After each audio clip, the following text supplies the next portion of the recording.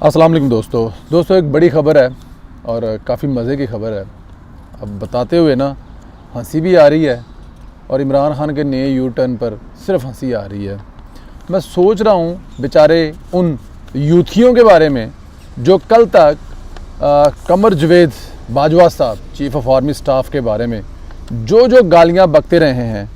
जो उनके ख़िलाफ़ ट्रेंड करते रहे हैं, उन बेचारों को अब जनरल साहब की तारीफ़ों में ट्रेंड करने पड़ेंगे।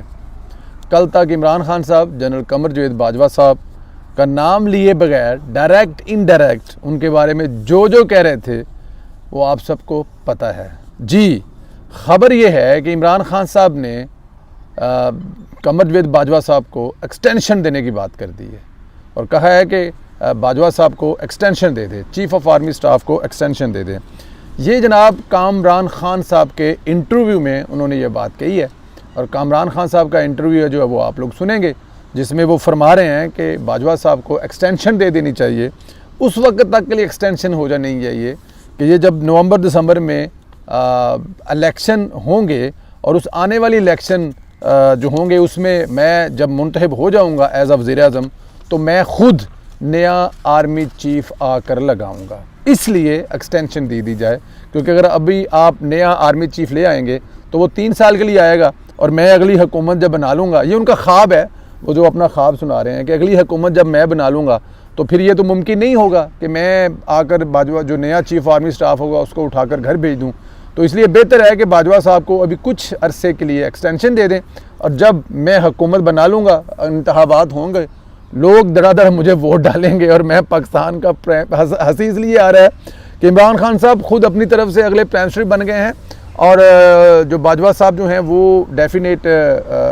चीफ ऑफ आर्मी स्टाफ अगर नहीं रहते, एक्सटेंशन नहीं होती, नए आर्मी चीफ साहब आते हैं तो इमरान खान साहब को अब अगले आने वाले आर्मी चीफ से भी प्रॉब्लम है कि अगर बन गया मैं या मैं बन चुका हूँगा या बल्कि मैं नहीं बनना है और किसने बनना है प्राइम मिनिस्टर। तो इस हवाले से उन्होंने कहा है और उन्होंने ये बड़ी मज़े की बात है,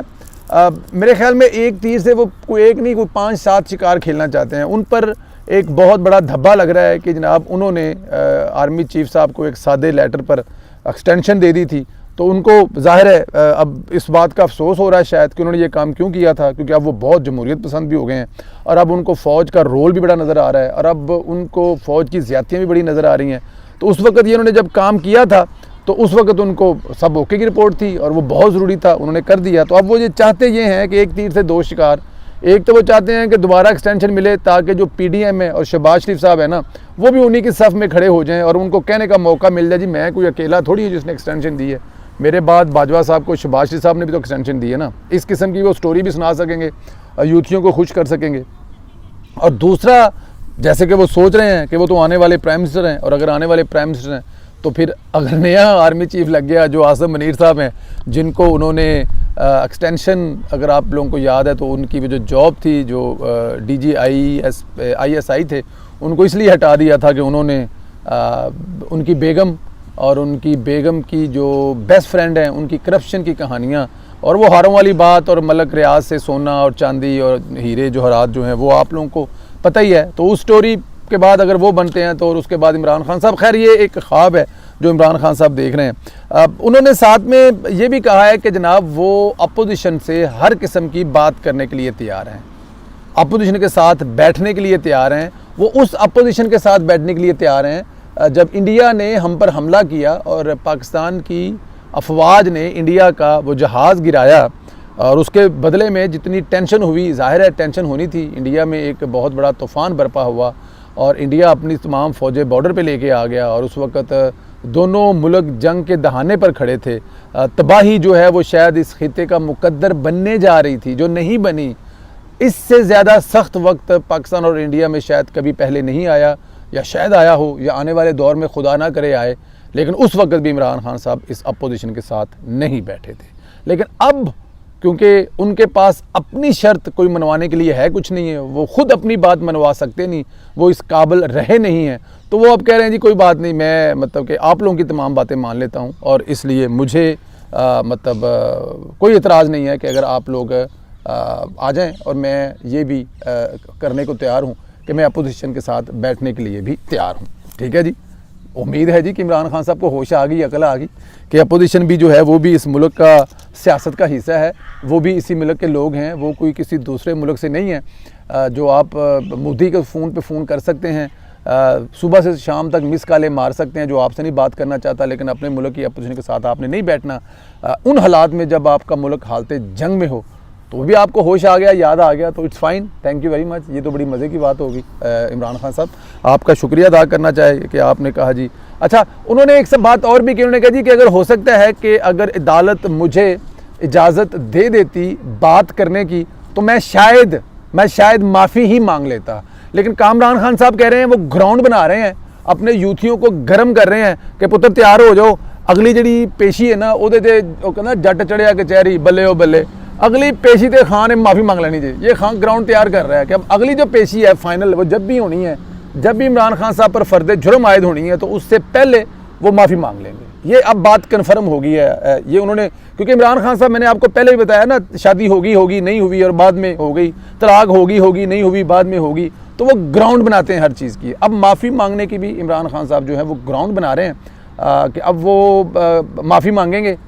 इसका पहले से वो हवाला दे रहे हैं। और अब वो इतराज़ ये कर रहे हैं, उन्होंने अभी तक माफ़ी इसलिए नहीं मांगी कि अदालत को वो समझाना चाहते हैं कि उन्होंने जो कहा वो बिल्कुल ठीक कहा, क्योंकि अदालत जो मर्ज़ी कर ले। हालांकि अदालत के 5 जज जो हैं वो कह रहे हैं कि जनाब, बल्कि बाकायदा एक इंक्वायरी उसमें कहा गया कि जो गिल साहब हैं उन पर किसी किस्म का कोई तशद्दुद नहीं हुआ, लेकिन जो इमरान खान साहब हैं वो बिल्कुल उस बात पर कायम हैं कि तशद्दुद हुआ है।